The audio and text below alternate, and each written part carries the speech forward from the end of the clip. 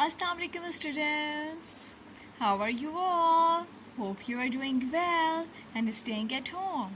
This is Sidra Hassan from the Crescent School, and today I'm here with a new topic, and this is money. We are starting money unit number 7. Students, we had studied money last week also, and we had sums of addition and subtraction of money.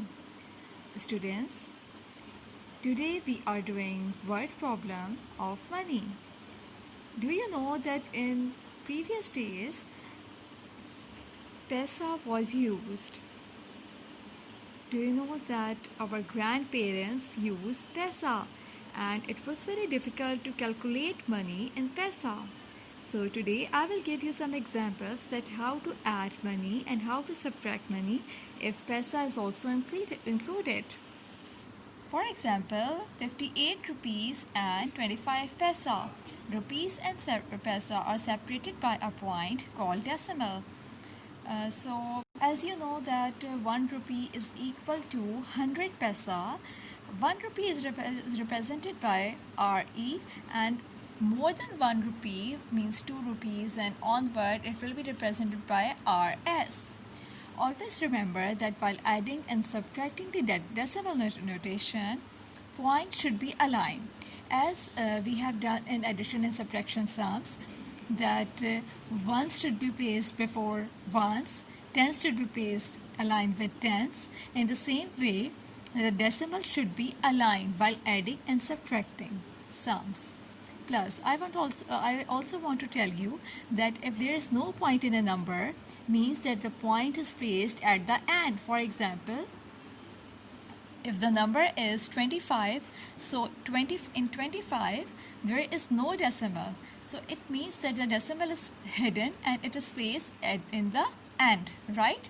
So while adding or subtracting money, you should know that we will add and subtract as usual, right? Let me show you some example. Look here what I have. Yeah, I have coins. These are coins. 5 rupee coin, 1 rupee coin, 2 rupees coin, and this is actually a 10 paisa coin. Now this coin is not used, but in previous days this coin was used, and this was the paisa, right? So for if something of 10 paisa, for example a toffee is of 10 paisa, so we will give this 10 paisa to the shopkeeper and we will get the toffee. But nowadays things are getting so expensive and we have not found anything in paisa. Okay, and you know that we put the rupees note in our wallet. So this is my wallet and I want to show you some rupees. This is the 1000 rupee note, this is a 500 rupee note, this is a 100 rupee note, and we have found cards also as ATM cards. I know that all of you have seen these cards. Okay, so let's come to the word problem. Tom buys a jacket of 42.50, so circle the number, and a pair of jeans of 53.9 rupees, circle the number. How much does he pay altogether?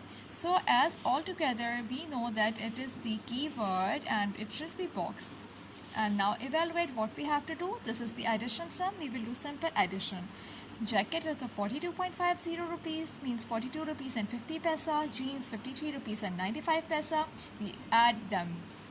The addition is very simple. We do addition as we do usually. 5 plus 0, 5. 9 plus 5 is 14. 1 will be carry.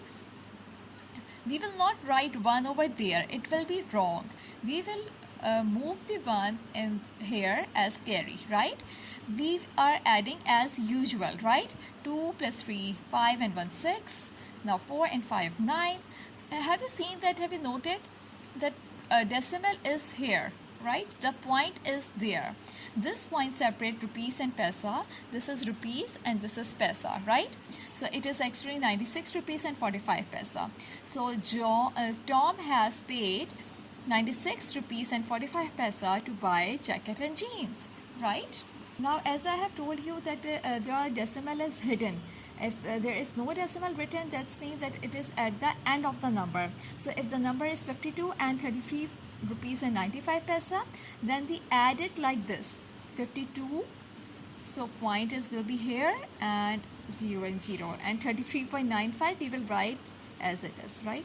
So have you seen that I have aligned these points and now I will add it simply. I hope that you have understand. If you are having any query, you can ask me. Stay home, stay safe.